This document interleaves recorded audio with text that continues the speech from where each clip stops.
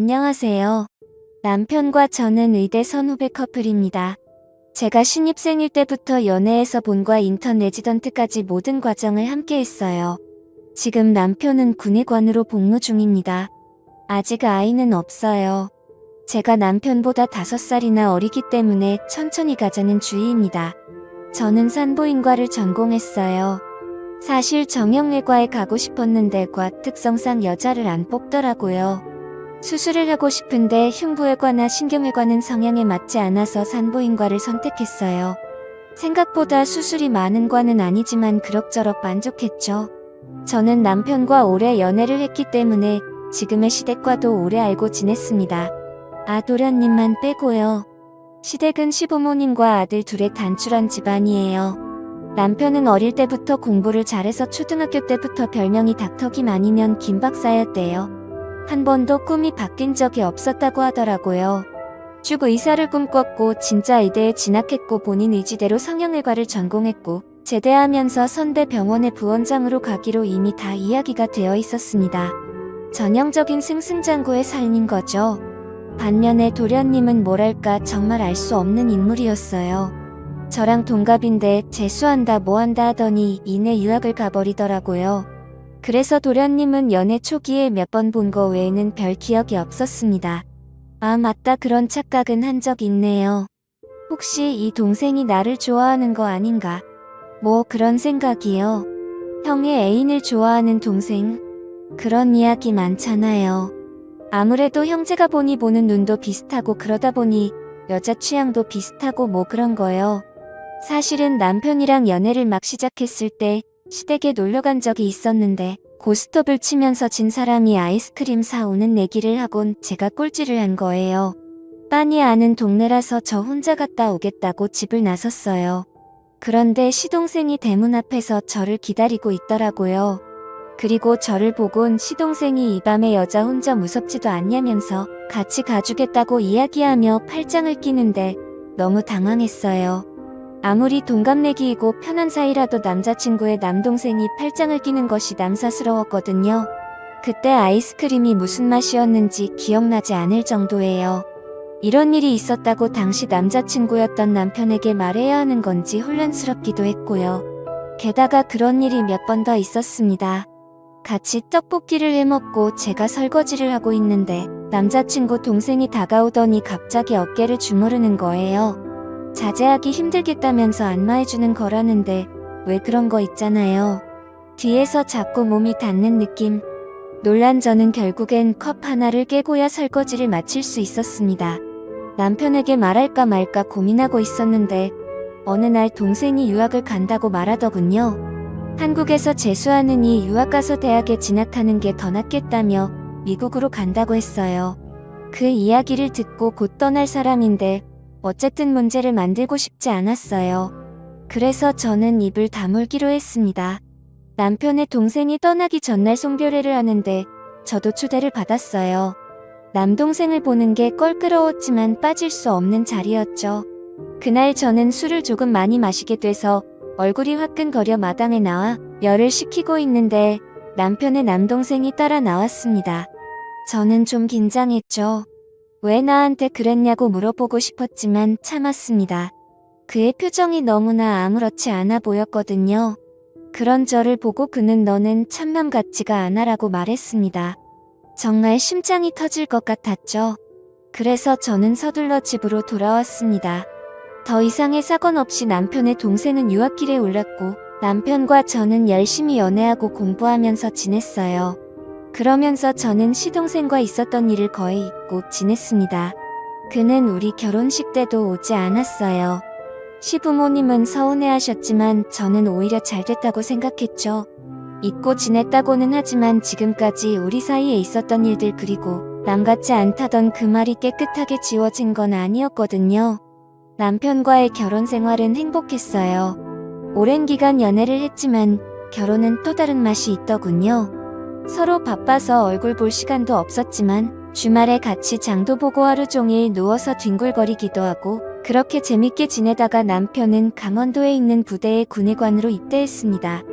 남편이 없는 집은 텅 빈 것 같았어요. 전화가 자주 왔지만 어디 옆에 있는 것과 같나요?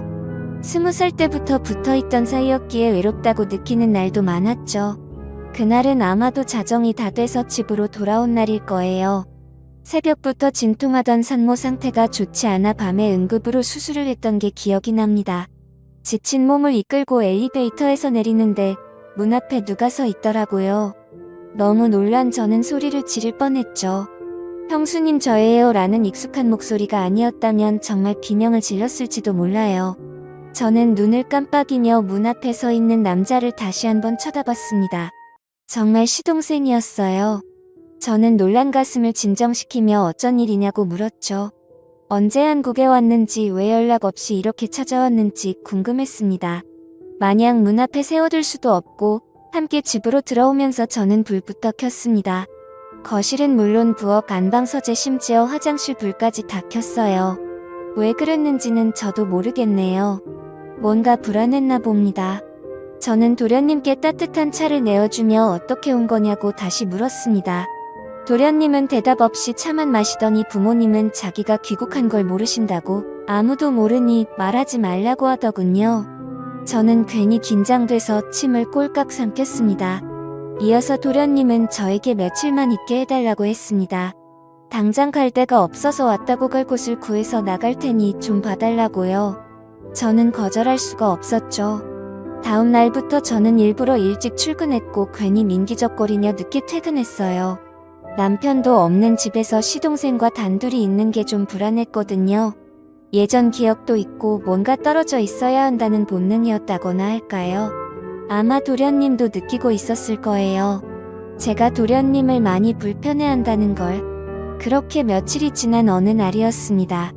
중요한 자료가 들어있는 USB를 놓고 와서 점심시간을 이용해서 집에 들른 날이었어요. 그런데 문을 열고 들어간 저는 차마 입에 올리지 못할 일을 겪었습니다.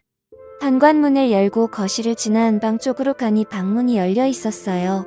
뭐지 싶어서 살금살금 다가서려는 찰나 누군가 나의 손을 거칠게 낚아채더라고요. 그건 바로 도련님이었어요. 저는 지금 뭐 하는 거냐고, 왜 이러냐고 소리치자 도련님이 저를 데리고 급히 안방으로 들어갔습니다. 그리고는 다급하게 말했어요. 이젠 더 이상 못 참겠어요. 오늘 일은 전부 잊어달라면서요. 도련님은 샤워 가운을 입고 있었는데 저는 도련님의 허리에 두른 끈이 풀어지는 걸 보며 동시에 눈을 감아버렸죠. 그런데 그 뒤로 시간이 꽤 흘렀는데 아무 일도 일어나지 않는 거예요.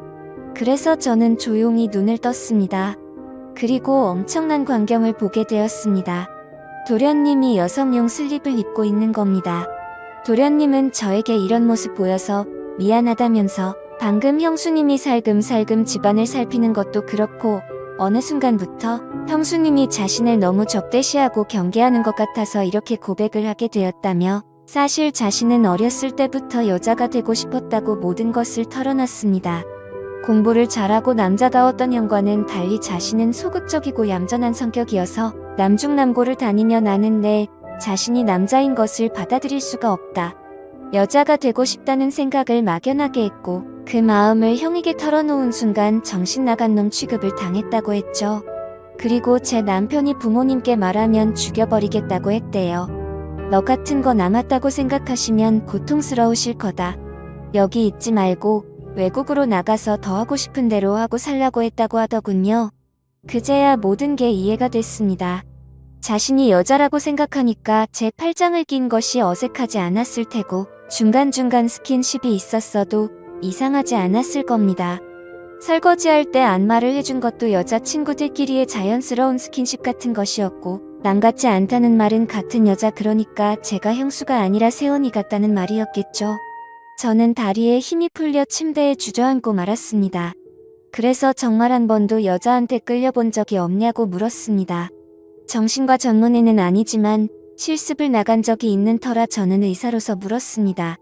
도련님은 단 한 번도 여자에게 매력을 느낀 적이 없다고 했어요. 연애를 한 적도 당연히 여자랑 사랑을 해본 적도 없다고요. 이렇게 건장한 청년이 저는 시동생의 몸을 보며 어쩌면 아깝다는 생각이 들었던 것 같습니다. 형을 닮아 남성적이고 탄탄한 몸이었어요. 아니 말라서 그렇지 형보다 더 키가 크고 골격도 컸습니다. 저는 괜히 침을 꼴깍 삼켰어요. 앞으로 어떻게 할 거냐고 물었더니 여자로 살 계획을 차근차근 말해주더군요. 혼자 잘 헤쳐나갈 테니 비밀로 해달라고 나중에 밝혀줘도 형수는 모르는 척하면 된다고 했습니다.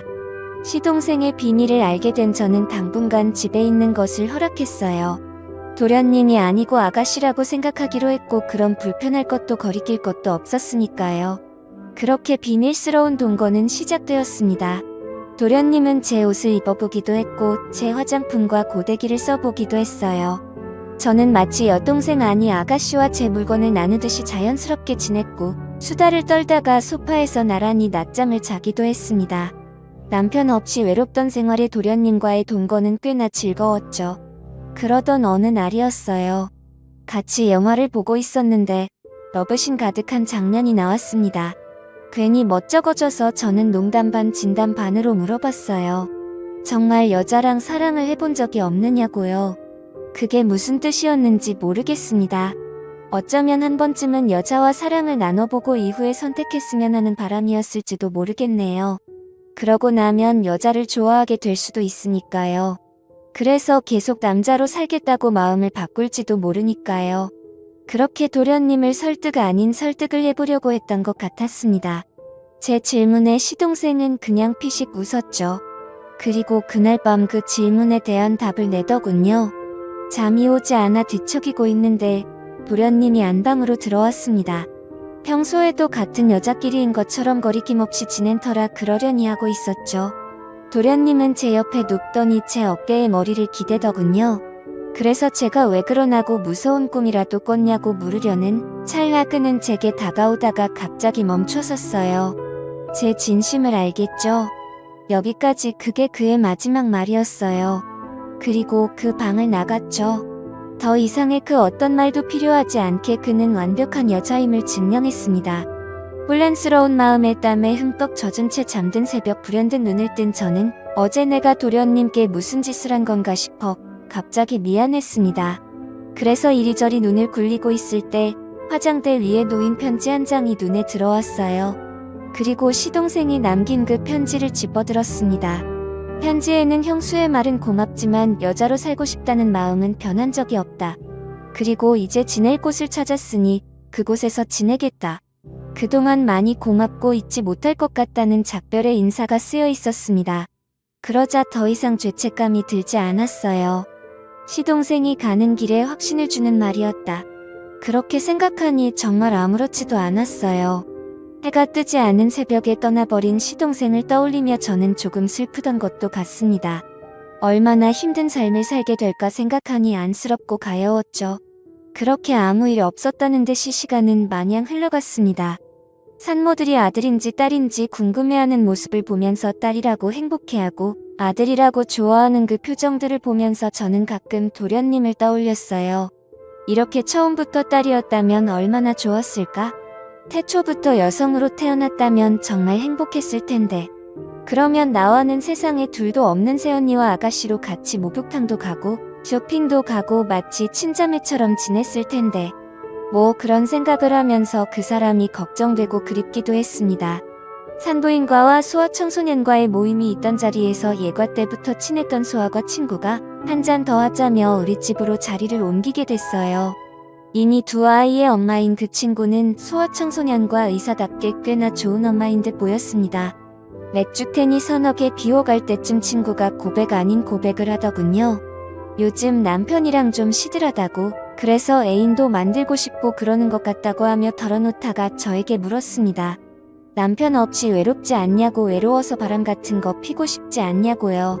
그 미모의 의사에게 애인 만드는 거 너무 쉽지 않냐면서 대학 시절 절 쫓아다니던 치대 동기 이야기까지 꺼내더군요. 얼마 전에 우연히 백화점에서 만났는데 제 안부를 물으면서 얼굴이 빨개졌다고 했습니다. 너도 외로우면 엔조이로 몇 번 만나도 되지 않겠냐고 묻더라고요. 하지만 저는 그런 생각은 하나도 안 된다고 단언했어요. 나중에 더 나이 들어 권태기 같은 게 찾아온다면 모를까. 아직도 나에게는 남편밖에 없다고요. 그래서 나는 바람핀 적도 없고 바람필 생각도 없고 난 그냥 신랑뿐이라고. 친구는 혀를 차며 이 순진한 양반 그러면서 놀렸지만 저는 정말 진심이었습니다. 전 정말 바람을 핀 적이 없습니다. 그리고 바람을 필 생각도 없죠. 남편은 저에게 나름대로 완벽해요.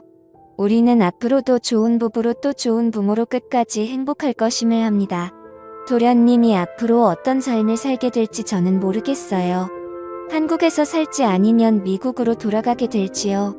어디까지 여자가 될지 아니면 마음만 여자로 살게 될지 하지만 이거 하나만은 분명합니다.